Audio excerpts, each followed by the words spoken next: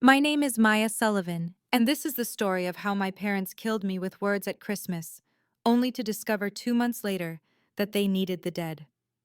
Picture this: December 25th, a dining room packed with 40 relatives, the scent of roasted turkey still hanging in the air. My father stands at the head of the table, looks me straight in the eye, and declares, "In our eyes, you're already dead." My mother nods in agreement. My sister smirks beside them. Why? Because I refused to hand over $50,000 for her third failed business venture. I didn't cry. I didn't beg. I simply said, "Understood," and walked out. 2 months later, they showed up at my door, ringing the bell like their lives depended on it. When I finally opened it, I looked at them calmly and said, "The dead cannot come back." Before we dive into what happened next, please take a moment to like and subscribe, but only if you genuinely connect with what I'm sharing. I'd also love to know where you're watching from and what time it is in your corner of the world. Now, let me take you back to how we got here. The pattern started long before that Christmas dinner. For 10 years, I'd been the invisible daughter, the one whose achievements didn't warrant celebration because, as my parents put it, Maya can handle herself. When I graduated from UC Berkeley with a degree in computer science, my parents arrived 2 hours late to the ceremony. Why? They'd been helping my sister Brittany pick out a dress for her friend's wedding. "You understand, don't you, Maya?" my mother had said on the phone. "Brittany really needed our help." I told myself I understood. When I landed my first engineering job at a tech startup in San Jose, there was no congratulatory dinner. But when Brittany opened her first nail salon 3 years later, funded entirely by our parents, they threw a party for 60 people. Champagne flowed. Dad gave a speech about supporting your children's dreams. I stood in the corner, holding a glass of sparkling cider, wondering why my dreams had never qualified for champagne. "Maya does so well on her own," Mom told Aunt Susan that night. "Brittany needs more encouragement. She's more sensitive." I accepted this logic. I even believed it. Brittany was the baby of the family, 4 years younger, always needing rescue. I was the responsible one, the strong one, the one who didn't require emotional support, because I had my life together. It was tough love, I told myself. They were preparing me to be independent. 5 years into my career, I got promoted to senior engineer. I called to share the news. "That's nice, honey," Mom said. "Listen, can you talk to Brittany? She's having trouble with her salon's bookkeeping." I helped Brittany with her books. I always helped. I didn't know then that this pattern had a name. I'd learn it 2 months after Christmas, sitting in Patricia Morgan's office, hearing the term parentification for the first time. The financial scorecard told its own story. Over 5 years, I'd loaned Brittany $73,000. Not a single payment had been returned, not even a promise to repay. The first nail salon, $28,000. "Just to get started," Brittany had pleaded. "I'll pay you back as soon as I'm profitable." The salon closed after 14 months. She blamed the location, the economy, her business partner, never her own lack of planning. The second salon, $45,000. "I've learned from my mistakes," she'd promised. This time she'd picked a better location, hired an experienced manager. It lasted 10 months before shutting down. She blamed the manager, the landlord, the customers who didn't appreciate quality. Each time my parents had called me. "Family helps family, Maya. You have so much.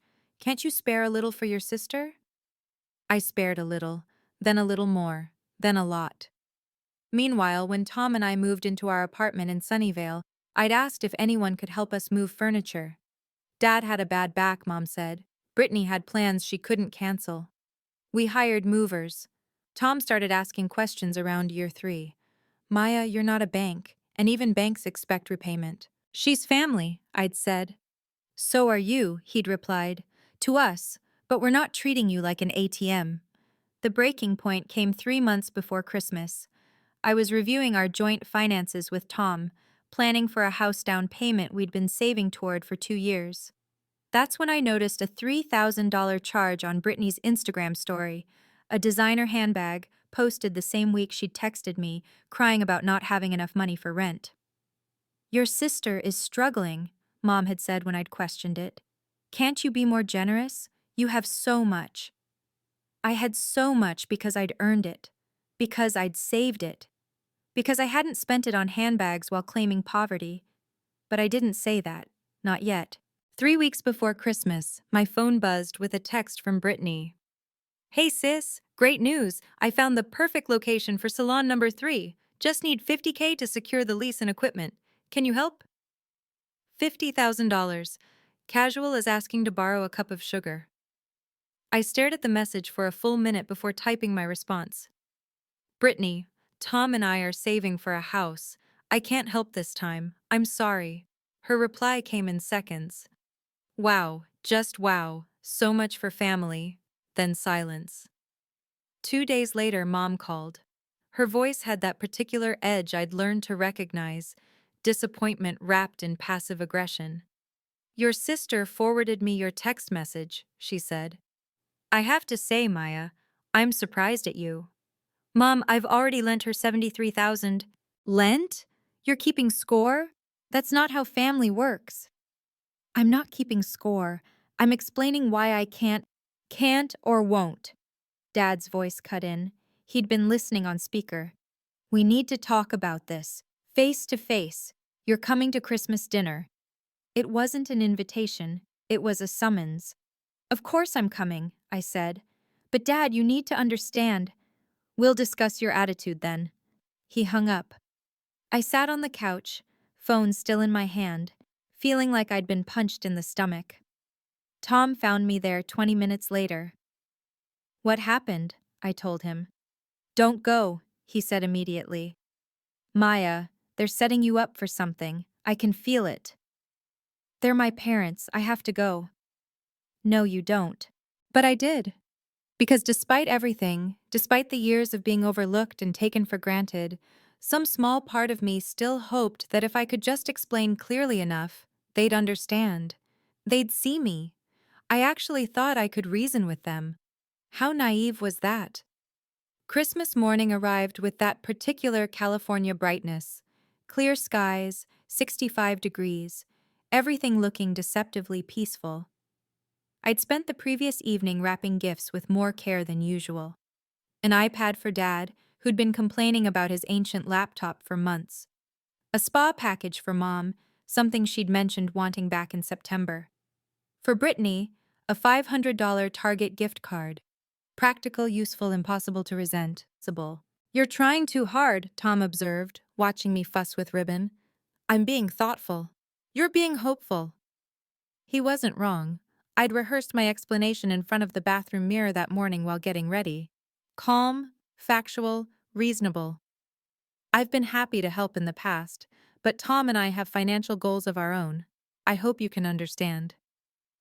Reasonable people would understand that, right? Tom loaded the gifts into the car, then turned to me in the driveway. Ground rules. If they disrespect you, we leave. No arguments, no negotiations. We just leave. Agreed? Agreed. And remember, you don't owe them an explanation about your money. It's yours. You earned it. I nodded, but my hands were shaking slightly as I buckled my seatbelt. During the 20-minute drive to my parents' house in Milpitas, I found myself thinking about the past decade. How many opportunities had I turned down because family needed me? The job offer in Seattle that would have meant a 30% raise, the chance to work remotely from Portugal for 6 months, the promotion that required relocation to Austin. Each time I'd said no. Family came first. But what if family didn't put me first? The thought felt disloyal even as it formed. I pushed it away. Just be calm, I told myself as we pulled up to the house. Explain the facts. They'll understand. I'd spent an hour practicing what to say. None of it would matter. Tom put the car in park but didn't turn off the engine. He looked at me, his expression serious. Last chance to turn around. Tom, I'm not joking. Maya, You've spent 10 years sacrificing for people who don't appreciate it. You passed on the Seattle job. You didn't take the Portugal opportunity. You stayed here because they made you feel guilty every time you considered leaving. His words hit harder than I expected, because they were true. If we go in there and they disrespect you again, he continued, what are you going to do? Say yes to keep the peace? Hand over another $50,000 you'll never see again? I won't. You have before. I closed my eyes. He was right. I'd been enabling this pattern for years, telling myself it was love, it was family, it was what you did for the people who raised you. But what had it cost me? My career advancement? My financial goals? My peace of mind? And increasingly my marriage. Tom had been patient, supportive, but I could see the frustration building. He was tired of watching me get hurt. If I keep accepting this, I said slowly, I'll lose myself completely. Yes. But they're my parents. I know. He reached over and squeezed my hand. And loving your family doesn't mean accepting abuse. There's a difference. I'd been seeing a therapist for 3 months, Dr. Karen Lee, recommended by a colleague. In our last session, she'd used a term I'd never heard before: enmeshed family systems. It's when boundaries between family members are so blurred that individual identities get lost, she'd explained. One person's needs always override another's, usually the same person, usually me. Okay, I said to Tom. If they cross a line, we leave. Promise? Promise. I kept thinking, just one more chance, one more conversation. Then they'd see me. Then they'd finally see me. The house was already full when we arrived. Cars lined both sides of the street. I counted at least 15 vehicles. Through the front windows, I could see people moving around, hear the buzz of conversation and laughter. 40-plus people. Mom had gone all out this year. Brittany opened the door before we could knock. She was wearing a new dress, designer, probably $300 minimum, and her nails were freshly done, elaborate acrylics with tiny Christmas trees painted on each tip. Oh, she said, looking me up and down. You actually came. Merry Christmas, Brittany. She stepped aside to let us in, her eyes lingering on the gift bags in Tom's hands. Presents? How generous. The sarcasm was thick enough to cut. Inside, the house smelled like ham and cinnamon rolls. Aunt Susan waved from the kitchen. Uncle Mike called out a hello from the living room. Cousins I hadn't seen in months clustered around the TV, watching football. Normal. It all looked so normal. Mom emerged from the kitchen, wiping her hands on a dish towel. Maya, Tom. Her smile didn't reach her eyes. You're here. Not, I'm glad you're here, or Merry Christmas, just acknowledgement of our presence. Merry Christmas, Mom. I held out the spa package. This is for you. She took it without looking at it. How nice. Put the other gifts under the tree. Dad was holding court in the dining room, already seated at the head of the extended table. He glanced up when I entered, gave a curt nod, then returned to his conversation with my uncle about 49ers playoff chances. I set down the iPad near his plate. He didn't acknowledge it. Tom's hand found mine under the table as we took our seats. His grip was firm, anchoring. The dinner started normally enough. Ham was carved, sides were passed, wine was poured. Conversation flowed around sports, weather, someone's new car. I felt like I was sitting on a bomb, waiting for the timer to hit 0. Dinner started normally. The bomb wouldn't drop until dessert. The passive-aggressive comments started during the main course. So, Brittany, Aunt Susan said brightly, I heard you're planning another salon. That's exciting. Well, Brittany said, her voice carrying across the table, I'm trying to, if I can find investors who actually believe in family. The word actually landed like a slap. I kept my eyes on my plate, cutting my ham into smaller and smaller pieces. Some people forget where they came from, Dad said loudly. He wasn't looking at me, but he didn't need to. Everyone knew who he meant. Cousin Jennifer shifted uncomfortably in her seat. Uncle Mike suddenly became very interested in his green beans. Families should support each other, Mom added, her voice sweet as poisoned honey. Always. I agree, Mom, I said quietly. Brittany laughed, a sharp, bitter sound. Do you, though? Actions speak louder than words. Tom's hand tightened on mine under the table. I could feel tension radiating from him, his lawyer instincts kicking in, ready to defend. Maya has been very supportive, he said, his voice level but firm. Dad's fork clattered against his plate. Stay out of this, Tom. This is family business. I am family, Tom said. I married into it. Then act like it. The temperature in the room dropped 10 degrees. Conversations at the far end of the table had stopped. Everyone was pretending not to listen while listening intently. I felt every eye on me, felt the weight of 40 people's attention pressing down like a physical force. This wasn't dinner. This was an ambush. I should have known. The oversized gathering, the careful seating arrangement that put me directly across from my parents, Brittany positioned like a prosecutor at my side. They'd planned this. I whispered to Tom, let's just get through this. But we wouldn't get through it. We were only getting started. Dessert was apple pie and vanilla ice cream. Mom served it herself, making a show of giving everyone generous portions. When she reached me, my slice was noticeably smaller. Brittany waited until everyone had their plates. Then she stood up, wine glass in hand, like she was about to make a toast. I want to thank everyone here, she announced, her voice projecting across the room.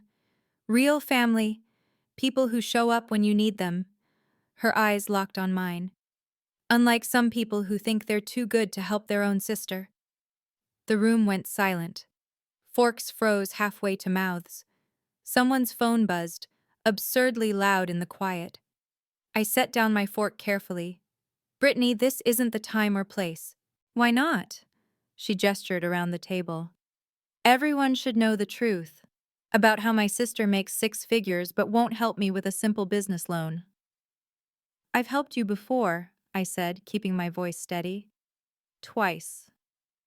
And you're keeping score? Classy, Maya. Real classy. Tom started to stand. That's not fair, Brittany. Oh, here comes the knight in shining armor. Brittany's smile was vicious. Does Maya need defending? I thought she was so strong and independent.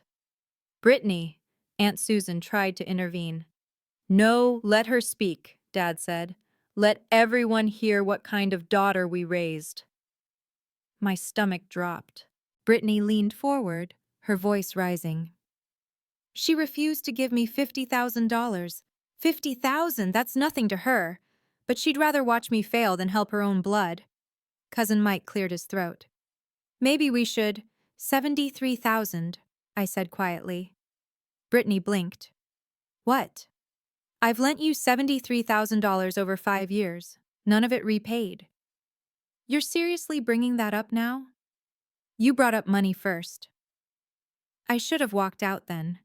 Should have grabbed Tom's hand and left. But I wanted to defend myself. Biggest mistake.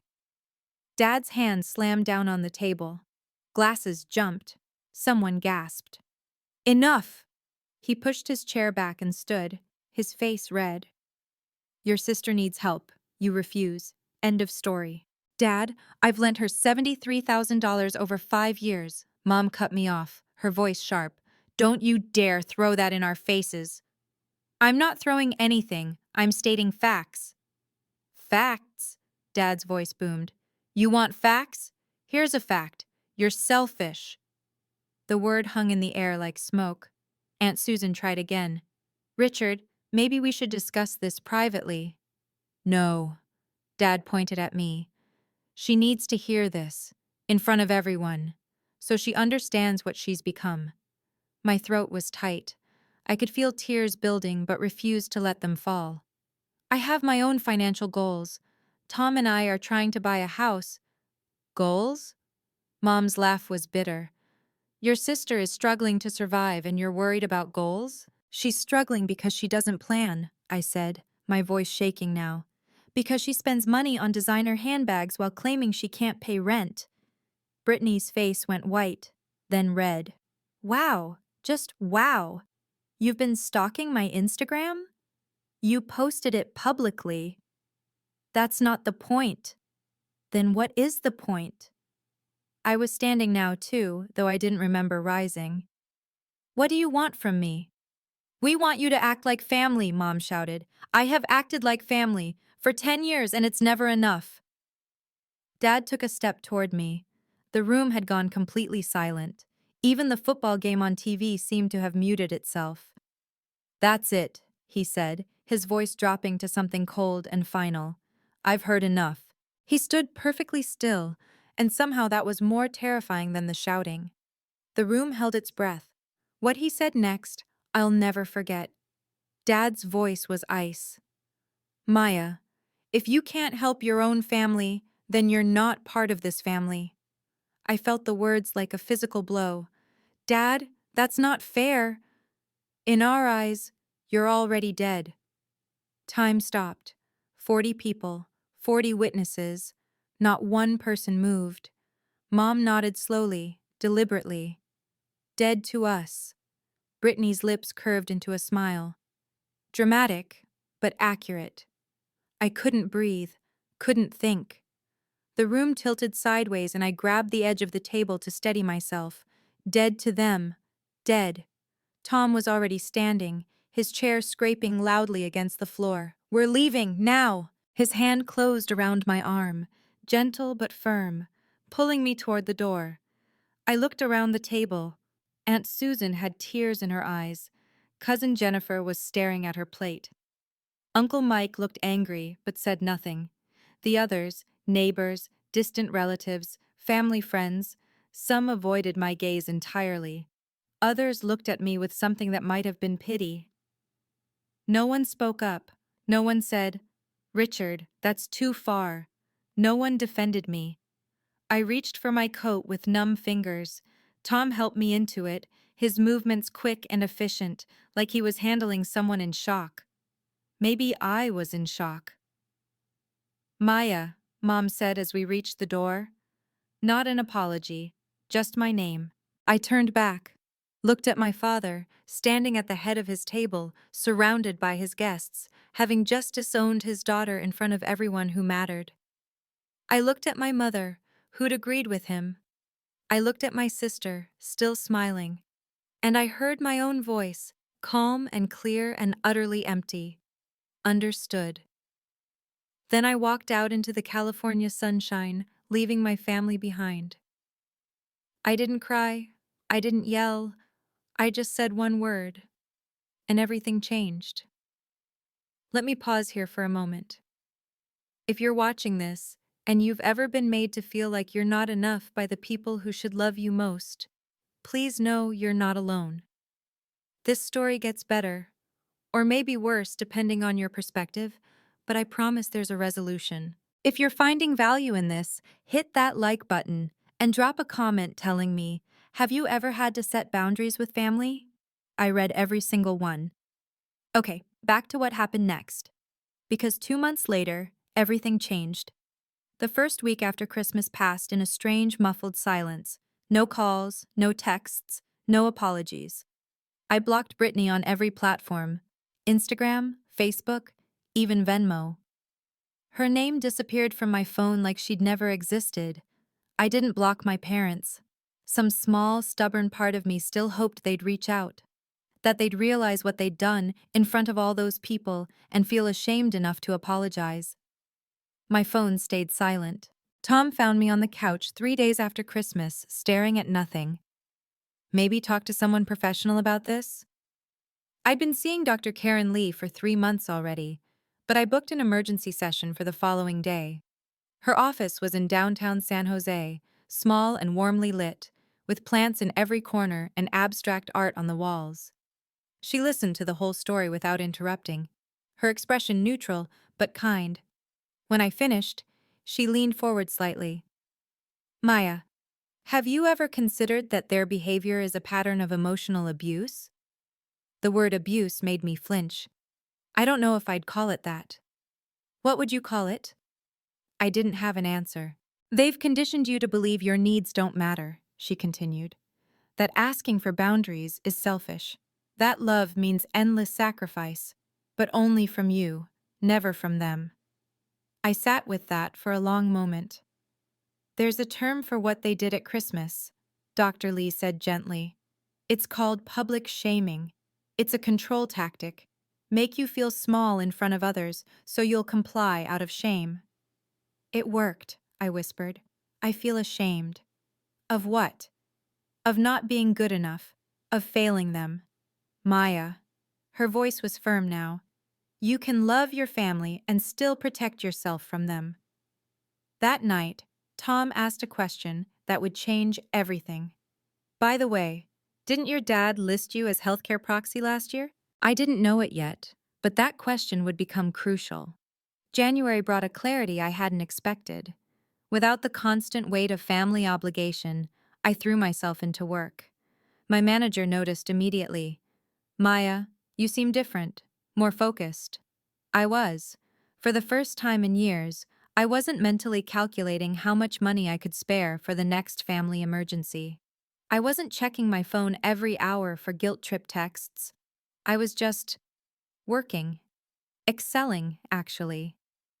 When they offered me the lead role on a new machine learning project, high visibility, direct report to the VP, I said yes without hesitation. No mental gymnastics about whether my family would need me to skip important meetings. Tom and I started house hunting seriously. We'd been planning to buy for 5 years, always postponing because there was some family crisis that needed my financial attention first. Not anymore. We found a place in Sunnyvale, 3 bedrooms, small backyard, recently renovated kitchen, $850,000. In the Bay Area, it was a steal. We put down earnest money the same week. This is really happening, Tom said, grinning as we left the real estate office. It's really happening. That evening, he brought out a manila folder I'd forgotten about. I think you should review these. Inside were documents from 2022. Estate planning paperwork my parents had insisted I sign when Dad had a health scare. Minor, turned out to be nothing, but it had scared them enough to get their affairs in order. I scanned the pages, my stomach sinking with each line. Healthcare agent. Maya Sullivan. Financial. Power of attorney. Maya Sullivan. Executor of estate. Maya Sullivan. Dad insisted it be you, Tom reminded me. Said you were the responsible one. The irony wasn't lost on me. They could declare me dead, but legally, I still held all the cards. They can't erase you from legal documents just because they're angry, Tom said. I put the papers away, filed them in our home office cabinet. I didn't know I'd need them in 3 weeks. The first crack in their silence came on January 28th. A missed call from an unknown number. Then a text from Aunt Susan. Maya, your dad had a health scare. He's okay now. Just thought you should know. I stared at the message for a full minute before typing back, thank you for telling me. I didn't ask for details, didn't call my parents, didn't rush to their side. Tom looked up from his laptop. You're not going to call them? They said I'm dead. Dead people don't make phone calls. He studied my face, looking for cracks. How do you feel? Honestly? Nothing. I feel nothing. It was true. The panic I would have felt 6 months ago, the immediate need to fix everything, to be there to prove I was a good daughter, was gone.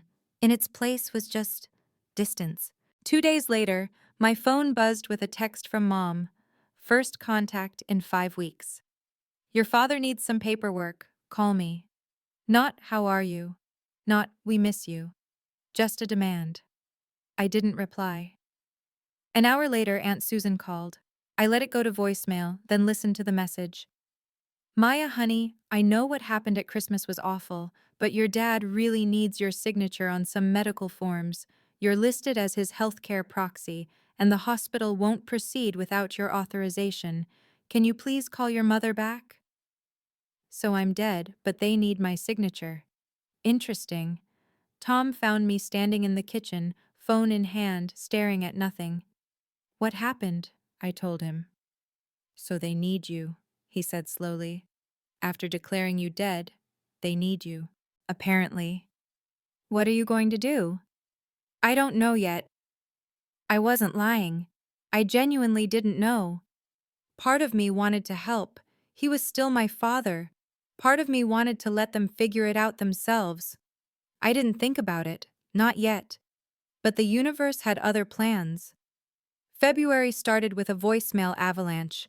Mom called 3 times on February 2nd. I didn't answer. Her voicemails grew increasingly desperate. "Maya, we need to talk about your father's medical bills. Call me back." Then Dad called. His voice was gruff, trying to sound authoritative, but landing somewhere closer to pleading. "Maya, this is important. Family business. Call me." I deleted both messages. Brittany texted next. I'd blocked her number, but she'd gotten a new one. "Seriously? Dad is sick and you're playing games? Grow up." I blocked the new number. Tom was working from home that week. He watched me delete each message with increasing concern. "They're escalating. Let them." "Maya, I need to tell you something." He pulled up his laptop. "I ran a credit check yesterday, just to make sure they haven't tried to open anything in your name." My stomach dropped. "And?" "You're clean, but I found something else." He turned the screen toward me. "Your parents listed you as the beneficiary on their life insurance policy. $500,000. I laughed, a sharp, bitter sound. They want me dead, but I'm their life insurance beneficiary. The irony. "It gets better," Tom said. "Or worse, depending on your perspective. I did some digging into their financial situation. Public records, you know. They refinanced their house last year, took out a home equity line of credit. They're leveraged pretty heavily." "Why would they do that?" "Want to guess?" I closed my eyes. "Brittany's salons." Bingo. They co-signed loans for both businesses. When she defaulted, the debt rolled to them. So they'd bankrupted themselves trying to fund my sister's failures. And now they needed me. The daughter they'd declared dead. I felt nothing. No satisfaction, no anger, just distance. Just a vast, echoing distance where love used to be. The Facebook post appeared on February 14th, Valentine's Day. I didn't see it directly. I'd unfriended the whole family. But my friend Rachel, who was still connected to Brittany, sent me a screenshot. "Thought you should see this." The post was a photo of a closed storefront, the for lease sign visible in the window. Brittany had written a long caption about toxic business environments and unsupportive landlords, and how she was taking time to regroup and reassess. The salon had been open for 4 months. 4 months, the comments were brutal. "Didn't you just open this place? Third time's the charm, or not? Maybe try getting a regular job? Girl, you need to learn basic accounting before opening another business." Within 2 hours, she'd deleted the post. But the internet never forgets. Rachel had screenshots of everything, including Brittany's defensive responses before the deletion. "You don't know what I've been through. Easy to judge when you've never taken a risk. At least I'm trying, unlike some people who just coast through life." That last one felt directed at me. Aunt Susan texted me that evening. "Your sister is moving back in with your parents. They're stressed." I replied with 2 words. "I see." Tom looked over my shoulder at the message. "That's it? That's all you're going to say?" "What else is there to say?" He pulled up another browser tab. "I may have done more digging. Brittany's got about 30,000 in credit card debt. Collection agencies are calling.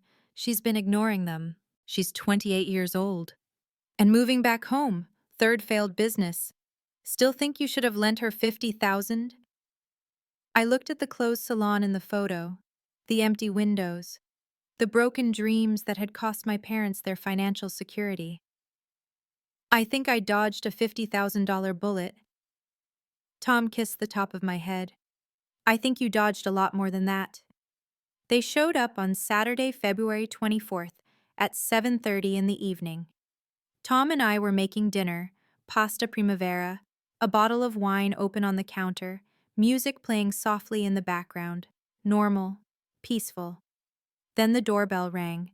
We'd installed a Ring camera after buying the house. I pulled up the app on my phone and felt my blood run cold. Dad, Mom, and Brittany stood on our front porch. "Don't open it," Tom said immediately. "I won't." The doorbell rang again, then again, then again, 15 times in rapid succession, the chime echoing through our house like an alarm. Then the pounding started, Dad's fist against the door, heavy and insistent. "Maya, we know you're in there!" Mom's voice, high and desperate. "Please, we need to talk." Brittany, sharp and accusing. "Stop being childish and open the door." I stood in our kitchen, my heart hammering, watching them through the camera app. My hands were shaking so badly I almost dropped the phone. Tom moved to stand between me and the door, his body language protective. The pounding continued. Our neighbor's porch light flicked on. Mrs. Chen from next door peered out her window. "Maya!" Dad's voice was hoarse now. "This is ridiculous. We're your family." "We just want to talk," Mom added.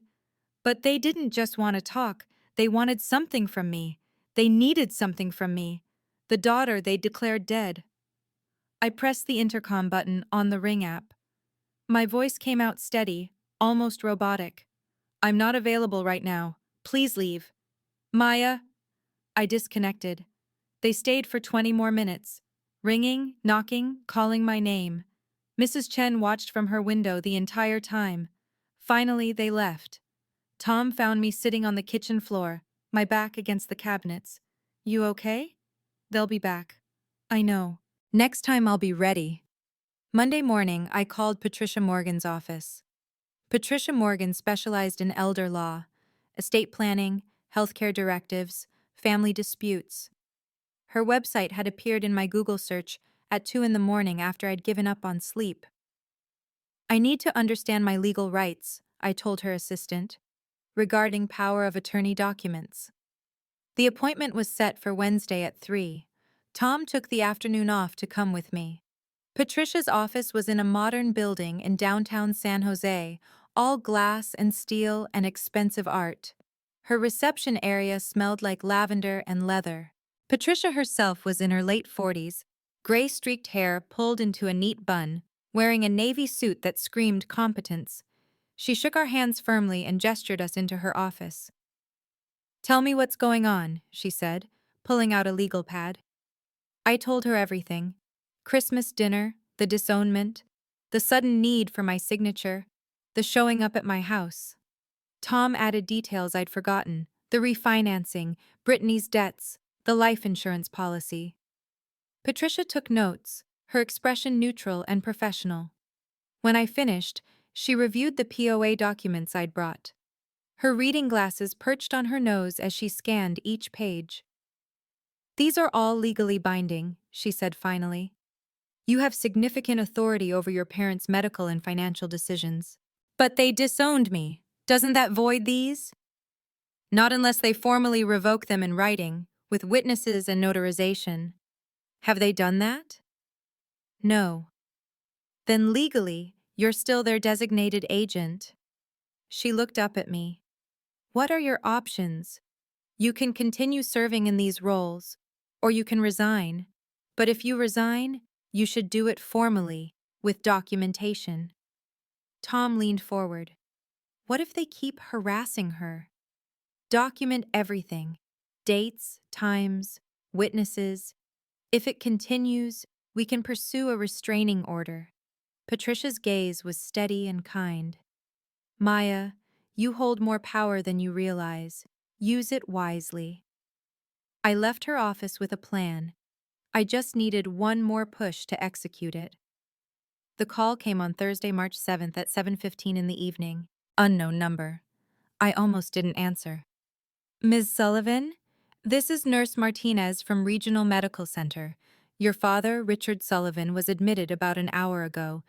We need healthcare proxy authorization." My stomach dropped. What happened? "Chest pains, possible cardiac event. We need your consent to proceed with diagnostic procedures and treatment. I stood frozen in our living room, Tom looking up from his laptop with concern. Ms. Sullivan, are you there? Yes, I took a breath. I'll be there in 30 minutes.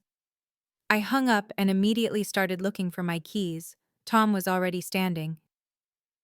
Are you sure about this? He's still my father. I won't let him suffer because of what he said. Maya, I know. I know what this means. But I can't. My voice cracked. I can't let him die just to prove a point. We drove to the hospital in silence. My hands were shaking. Tom kept glancing over at me, worried, but didn't push me to talk. Regional Medical Center was a sprawling complex, all bright lights and antiseptic smells. We found the cardiac unit on the third floor. Linda and Brittany were already in the waiting room. Linda's eyes were red and swollen. Brittany looked pale, younger somehow, stripped of her usual bravado. They saw me and Linda stood up, her face crumpling. Thank God you came. We didn't know what to do. They said they needed you too. I know what they need, I said quietly.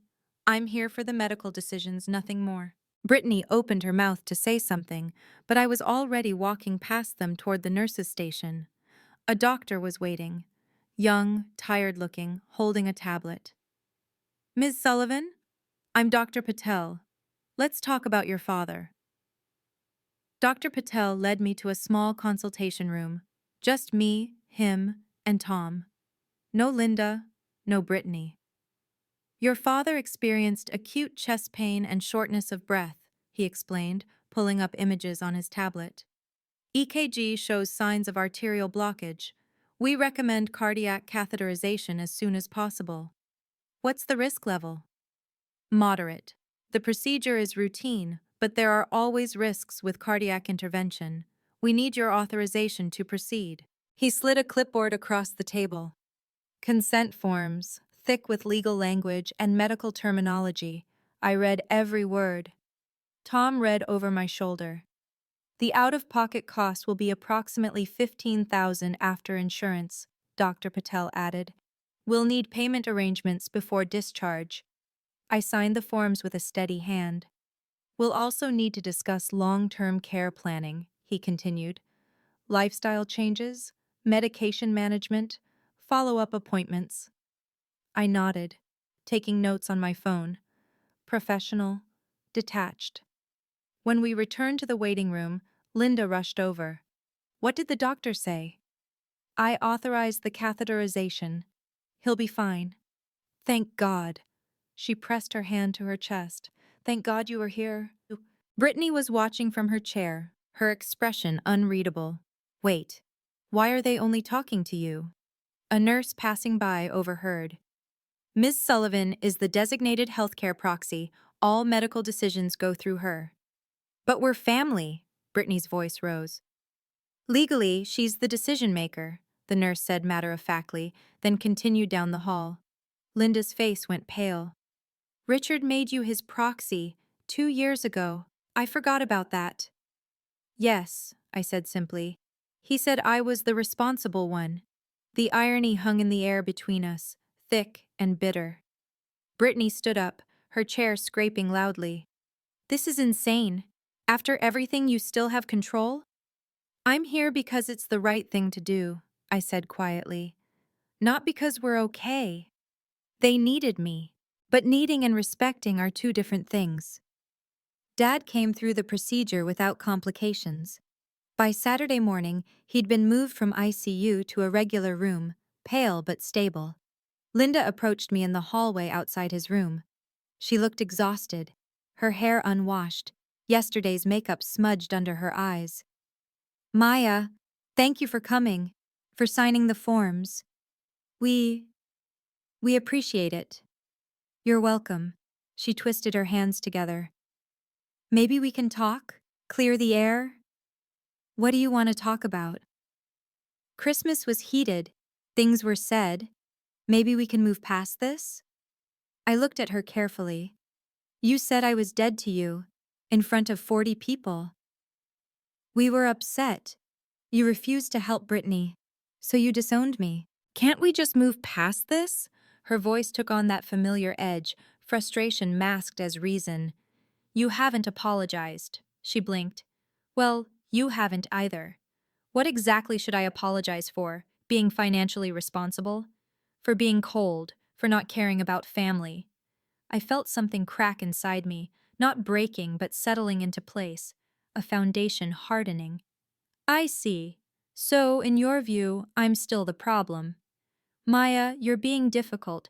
No, Mom, I'm being clear. You want me to help you. You need me to help you. But you don't respect me. You never have. That's not true. You declared me dead. You meant it. The only reason you're talking to me now is because you need my signature on legal documents. Her face flushed. You're twisting things. Am I? Tom appeared at my elbow. Maya, we should go. Visiting hours are almost over. Linda's eyes were wet now, but I couldn't tell if the tears were genuine or tactical. Maya, please. I'll make sure Dad gets the care he needs, I said. But that's all I'm offering right now. I walked away before she could respond. That conversation told me everything I needed to know. It was time for the next step. Can we just take a second here? Because I need to know, am I crazy for not just forgiving them immediately? Some of you might think I should have just let it go. Others might think I'm being too soft by even showing up at the hospital. I genuinely want to hear your perspective. Drop a comment and let me know, would you have gone to that hospital? And if you're still watching, thank you. Please consider subscribing, because what happens next is exactly why boundaries matter. Let me tell you about the meeting that changed everything. 1 week after Dad's discharge, I sent an email through Patricia Morgan's office. Subject: Mandatory Family Meeting. Estate Planning Updates. Family meeting scheduled for March 15th at 2:00 p.m. at Morgan & Associates Law Office, 450 Park Avenue, San Jose. Attendance mandatory for discussion of estate planning documents and legal responsibilities. Please confirm receipt. Linda called within 10 minutes. Why at a lawyer's office? Because this needs to be formal and documented. Maya, this is extreme. See you on the 15th. I hung up. March 15th arrived gray and drizzly, typical Bay Area spring weather. Tom and I arrived at Patricia's office 15 minutes early. She'd reserved the main conference room, mahogany table, leather chairs, large windows overlooking downtown. Professional, intimidating, perfect. Susan Chen, the notary, was already there, setting up her stamp and seal at the end of the table. My parents and Brittany arrived exactly at 2. They looked uncomfortable in their Sunday best, Dad still moving carefully from the procedure, Mom clutching her purse like a shield. They stopped in the doorway when they saw the setup. Patricia in her suit at the head of the table, Susan with her notary supplies, Tom and me on one side, 3 empty chairs across from us. What is this? Dad asked. Please sit down, Patricia said, her voice professionally neutral. We have several matters to discuss. They sat. Brittany's eyes darted around the room, landing on the notary seal, the legal pads, the formal atmosphere. Thank you all for coming, Patricia began. We're here to discuss legal documents pertaining to Richard and Linda Sullivan's estate planning, and to clarify certain responsibilities and boundaries moving forward. Dad's face reddened. What is this about, Maya? I met his eyes across the table. It's about making sure everyone understands the reality of our situation. I kept my voice level, professional. I'm formally resigning as your healthcare proxy, financial power of attorney, and estate executor. The silence was deafening. Linda's hand flew to her mouth. What? Why? Because on December 25th you declared me dead to you. I'm simply honoring that declaration. Patricia slid 3 sets of documents across the table, one for each of them, one for the notary. These are resignation forms, effective immediately upon signature and notarization. Dad's face went from red to purple. You can't do this! She absolutely can, Patricia said calmly. These appointments are voluntary. Ms. Sullivan has the legal right to resign at any time. You'll need to designate someone else, I said. I suggest Brittany. Brittany's head snapped up. Wait, I don't want that responsibility. I tilted my head slightly. Interesting. Neither did I, but I accepted it because I thought family mattered. This is blackmail, Dad growled. No, Patricia corrected. This is a legal resignation. Blackmail would be if Ms. Sullivan demanded something in exchange for continuing her services. She's demanding nothing. She's simply stepping away. Mom leaned forward, her voice breaking. Maya, please, we need you. You needed me at Christmas too, but that didn't stop you from disowning me in front of 40 people. Patricia pulled out a small recording device. I'm going to play something. This is a legal recording. California is a one-party consent state, and Ms. Sullivan was present for this conversation. She pressed play. My mother's voice, tinny through the speaker. Thank you for coming. We appreciate it. Then my voice. You haven't apologized. Mom's voice again. Well, you haven't either. The recording stopped. You appreciated my help, I said quietly. But you couldn't apologize for calling me dead. That tells me everything I need to know. Brittany was crying now. Real tears. Not the tactical kind. You're really doing this? Over money? This was never about money. It was about respect. Patricia handed out printed copies of a document I'd prepared with her help. Moving forward, here are Ms. Sullivan's boundaries. I watched them read. Watched their faces change as each point registered. 1. No unannounced visits to my home. 2. No financial requests from anyone in the family. 3. No contact unless there's a genuine written apology acknowledging the specific harm caused at Christmas. This is extreme, Linda's voice cracked. You told me I was dead. I'm just respecting your wishes. Tom added, his voice firm. We've also changed our phone numbers. You have our email address for emergencies only. Brittany looked up, mascara streaking her cheeks. You're really doing this? Cutting us off completely? I'm setting boundaries. There's a difference. Dad's hands were shaking as he held the paper. What if we need you? What if something happens? The question hung in the air. I thought about 10 years of being the responsible one. The emergency calls at midnight, the dropped plans, the sacrificed opportunities, the $73,000, the Seattle job, the Portugal assignment, the countless times I'd put their needs before my own happiness. And I thought about Christmas dinner, the 40 witnesses, the public humiliation, the word dead. Then you'll have to figure it out, I said. Like I've been doing my whole life. Susan Chen stamped each resignation form with her notary seal. The sound was final, official, irreversible. Patricia collected the documents. All parties have copies. This meeting is documented and recorded. Ms. Sullivan's resignation is now legally effective. I stood up. Tom stood with me. I hope you all have a good life, I said. But I won't be part of it unless you can genuinely acknowledge what you did wrong. We walked to the door. Behind me, I heard Mom crying softly. Maya. Dad's voice, desperate now. I turned back one last time. Goodbye. I walked out of that office lighter than I'd felt in years. But the story doesn't end there. The extended family reacted within 48 hours. Aunt Susan called first. Maya, I heard what happened at the lawyer's office. I'm proud of you. I hadn't expected that. You are? What they did at Christmas was unforgivable. I should have said something that night. I'm sorry I didn't. Over the next 2 weeks, 7 relatives reached out. Cousin Mike sent a long text about how he'd witnessed the dinner and felt sick about staying silent. Uncle David called to say he'd been distancing himself from my parents for years because of their toxic behavior.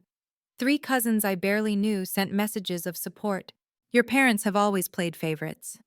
Brittany has been enabled her whole life. You did the right thing. But the real fallout happened on Facebook.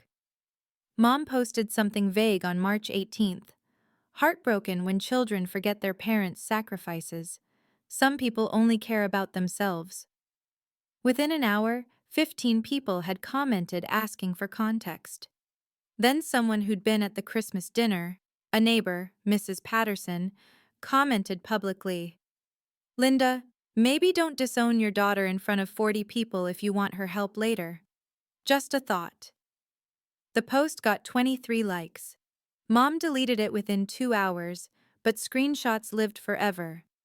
Rachel sent me one with the message, "The truth is getting out." The measurable consequences were piling up.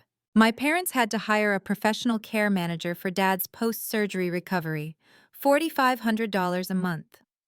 Without my financial planning help, they'd refinance their house at a higher interest rate. Brittany's debt collectors were now calling their home phone, since she'd listed their address. They'd lost approximately $15,000 in 2 months through poor financial decisions they would have consulted me about before. Brittany got a job at Target, $16 an hour. Her first real job at 28 years old. Aunt Susan texted me the update. "Your sister is working retail. Your parents are learning what happens when you treat people as disposable." I felt sad for them. But sadness doesn't mean I should set myself on fire to keep them warm. The financial reality hit them hard. Dad's medical bills totaled $47,000 after insurance. Without my help navigating the hospital's financial assistance programs, they paid full price for everything. They had to refinance again, this time with an even higher interest rate because their credit score had dropped. The house they'd owned free and clear 5 years ago was now mortgaged to the hilt. Brittany's debt collectors found creative ways to pressure them. Phone calls at 7 in the morning, certified letters, threats of legal action. She'd listed their address on credit applications, making them targets. They hired a new estate attorney to redo all the documents I'd resigned from, $350 an hour. The initial consultation alone cost them $2,000. Tom showed me the public records. He couldn't help himself. The analyst in him needed to track the data. They've lost about 15 grand in 2 months, maybe more. Mom called my old number once. I'd already changed it, but the voicemail forwarded to email. I listened to her message. "We're struggling. I know you're angry, but we're still your parents. Doesn't that mean anything?" Her voice was small, defeated. I didn't reply. Tom found me staring out our kitchen window that evening. "You okay?" "I'm sad, but I'm not guilty." "Good, you shouldn't be." "Shouldn't. They made their choices. I'm just living with mine." Brittany moved out of their house after 6 weeks. "Couldn't handle the stress," Aunt Susan reported. She was couch surfing with friends, still working at Target, still avoiding her debt collectors. The family system that had relied on me as the responsible one, the fixer, the ATM, it was collapsing without me. And I was watching it happen from a safe distance. I felt sad for them. I felt relief for myself. Both things were true. Both things could exist at the same time. While my family's situation deteriorated, my life bloomed. Tom and I closed on the Sunnyvale house in April. 3 bedrooms, a small backyard with a lemon tree, hardwood floors throughout. We spent weekends painting walls and hanging art and choosing furniture together. Our furniture. Our choices. Our home. No emergency calls interrupting us. No guilt about spending money on ourselves. No calculations about how much I could spare for the next family crisis.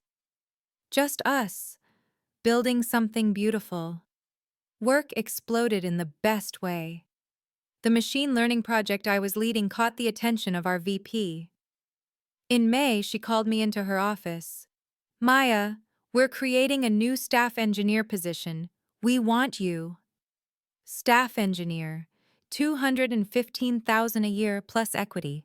I accepted on the spot. Dr. Lee noticed the change immediately. "You seem lighter, more present."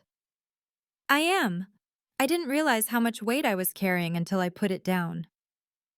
I reconnected with friends I'd neglected during the years of family drama. Coffee dates that didn't get canceled because of emergencies. Dinner parties where I could actually relax. A weekend trip to Napa with college friends I hadn't seen in 3 years. "Where have you been?" Sarah asked over wine. trying to earn love from people who couldn't see my worth. And now? Now I'm done trying. I started painting again, something I'd given up at 16 when Dad said it was a waste of time, and I should focus on practical skills. I bought canvases and oils and spent Sunday mornings in our spare bedroom creating abstract landscapes. I wasn't good at it, but I loved it. Tom found me there one morning, paint in my hair, smiling at a canvas. "I have my wife back," he said softly. I turned to him. "I have myself back." The irony wasn't lost on me. Once I stopped trying to earn their love, I started loving myself. Once I stopped trying to prove my worth to them, I discovered my worth for myself. But there's one more thing you need to know.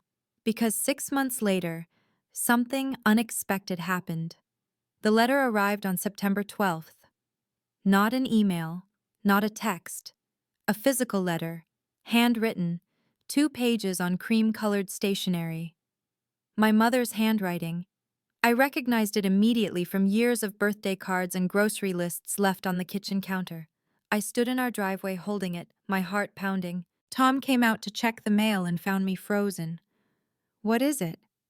"Letter from my mom." "Do you want to read it?" I did, and I didn't. We went inside. I sat at our kitchen table and opened it with shaking hands.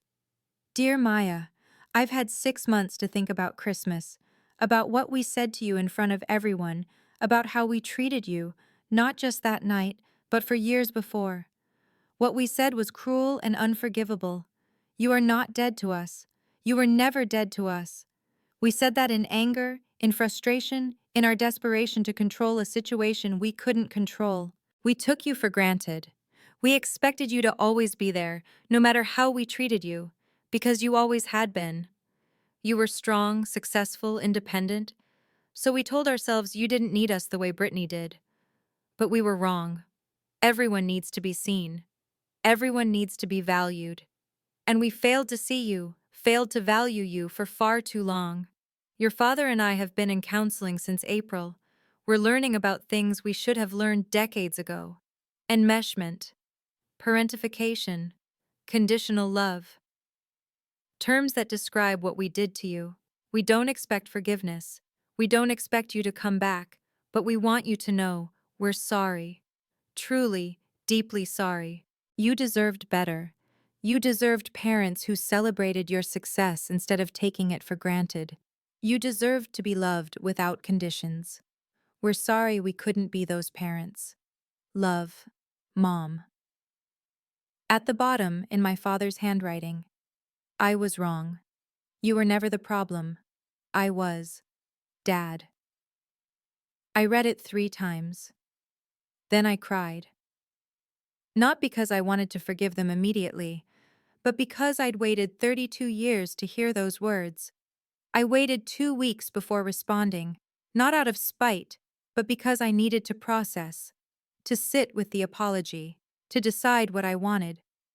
Dr. Lee helped. An apology is step 1. Rebuilding trust is a marathon, not a sprint. When I finally wrote back, I kept it simple. "Thank you for the apology. I accept it. But rebuilding our relationship will take time and consistent action, not just words. If you're willing, I'd like to try family therapy together. And Brittany needs to apologize separately. Her own words, not yours." They agreed. The first therapy session was in October. Awkward, tense, honest. The therapist, Dr. Williams, didn't pull punches. "This family has decades of patterns to unpack. It won't be quick or easy." "I'm willing to try," I said. "But I won't sacrifice my peace again. If this doesn't work, I walk away with no guilt." Dad nodded slowly. "That's fair." Mom reached across the space between us, not quite touching, but the gesture was there. "We understand." Now, 1 year after that Christmas dinner, here's where we are. I see my parents once a month, supervised lunches at neutral restaurants. We talk about safe topics, weather, food, current events. Sometimes we venture into deeper territory, sometimes we don't. It's not perfect, but it's honest. Brittany still hasn't apologized. We've exchanged maybe 10 words in 12 months. I've made peace with the possibility that we may never have a relationship. And I'm okay with that. Not every relationship can or should be saved. Some people think I was too harsh. Others think I was too soft. I think I was exactly what I needed to be: firm, fair, and free. I learned that loving someone doesn't mean accepting abuse. You can honor your parents and still protect yourself. You can set boundaries and still have compassion. You can walk away and still hope for healing. All of these things can be true at once, so that's my story. The dead came back, but on my terms. Now I want to hear from you. What would you have done differently? Would you have forgiven faster or not at all? Drop your thoughts in the comments. I read every single one, and your perspectives help me process this journey. If this story resonated with you, please like this video and subscribe to the channel. Share it with someone who needs to hear that it's okay to set boundaries, even with family. And here's my question for you. Have you ever had to choose between family loyalty and self-respect? What did you choose? Let me know below. Thank you for being here. Take care of yourself. You deserve it. 1 year later, I can honestly say I'm at peace. My relationship with my parents isn't perfect, but it's honest. We're rebuilding slowly, with clear boundaries and mutual respect. Brittany and I barely speak, and I've accepted that's okay. Not every relationship can or should be saved. I bought that house in Sunnyvale. I got promoted twice. I started painting again, something I gave up at 16 because my parents said it was impractical. Turns out, I'm pretty good at it. Tom and I are talking about starting a family. And when we do, I'll make sure my kids never feel like they have to earn my love. They'll have it, unconditionally, from day one. To everyone watching who's struggling with family dynamics, your worth isn't determined by people who can't see it. Sometimes the bravest thing you can do is walk away from people who make you feel small. The dead can't come back, but the living can choose to truly live. Thank you for listening.